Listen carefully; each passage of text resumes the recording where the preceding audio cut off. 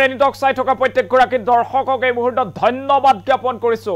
অসমৰ প্ৰতিজন সংখ্যালঘু মুছলমানে জেহাদ কৰিব লাগে। জেহাদ কৰিবলৈ এতিয়া সংখ্যালঘু মুছলমানক ৰাজহুৱাভাৱে আহ্বান জনাইছে আমছুৰ সভাপতিগৰাকীয়ে আজি ৰাজহুৱা স্থানত এনেদৰে মন্তব্য প্ৰকাশ কৰিছে। তেওঁ কৈছে যে অসমৰ প্ৰতিজন সংখ্যালঘু মুছলমানে এতিয়া জেহাদ কৰিব লাগে। এই মুহূৰ্তত সবিশেষ খবৰ লৈ অনাৰ চেষ্টা কৰিছো। কেইবাটাও বিস্ফোৰক মন্তব্য কৰিছে আমছুৰ সভাপতিগৰাকীয়ে। কি কৈছে কৈ আছো।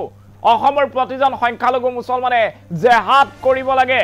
এতিয়া জেহাদ কৰিবলৈ কোৱা হৈছে আমছুৰ সভাপতি ৰেজাউল কৰিম চৰকাৰৰ ডাঙৰ মন্তব্য। মুহূৰ্তত সেই খবৰ জনোৱাৰ চেষ্টা কৰিছো।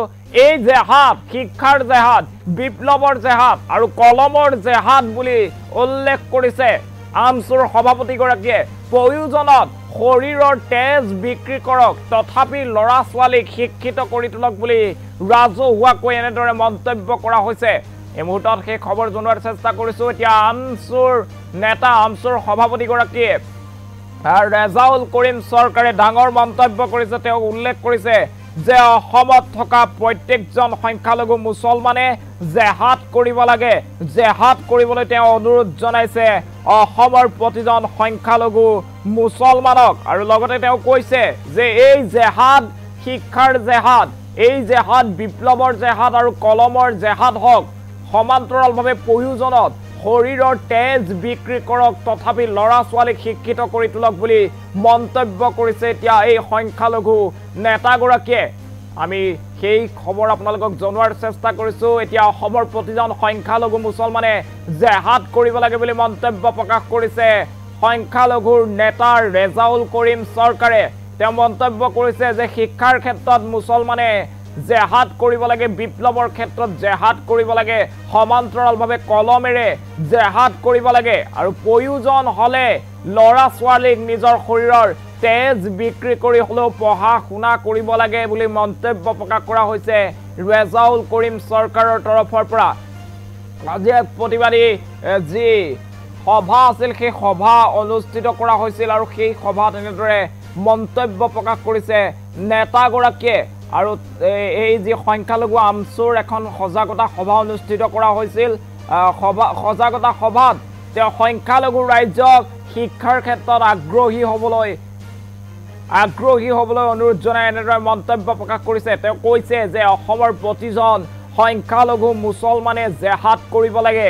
অসমৰ প্ৰতিজন সংখ্যালঘু মুছলমানে এই জেহাদ কৰিব। সেই জেহাদ হৈছে শিক্ষাৰ জেহাদ, বিপ্লৱৰ জেহাদ আৰু কলমৰ জেহাদ। আৰু প্ৰয়োজনত নিজৰ তেজ বিক্ৰী কৰি হ'লেও ল'ৰা ছোৱালীক পঢ়া শুনা কৰাওক, কাৰণ পঢ়া শুনা নকৰিলে এতিয়া কোনো ধৰণৰ কাম নাই বুলি মন্তব্য প্ৰকাশ কৰিছে ৰেজাউল কৰিম চৰকাৰে। এই মুহূৰ্তত ৰেজাউল কৰিম চৰকাৰৰ মন্তব্য আছে, সেই মন্তব্য আপোনালোকক শুনাইছো। ইয়াত থকা প্ৰতিজন ধৰ্মীয় সংখ্যালঘু ৰাইজক আহ্বান জনাইছো, জেহাদ প্ৰতিজন ধৰ্মীয় সংখ্যালঘু ৰাইজে কৰিব লাগিব। আৰু সেয়া জেহাদ হ'ব শিক্ষাৰ জেহাদ, শিক্ষাৰ বিপ্লৱ, কলমৰ জেহাদ।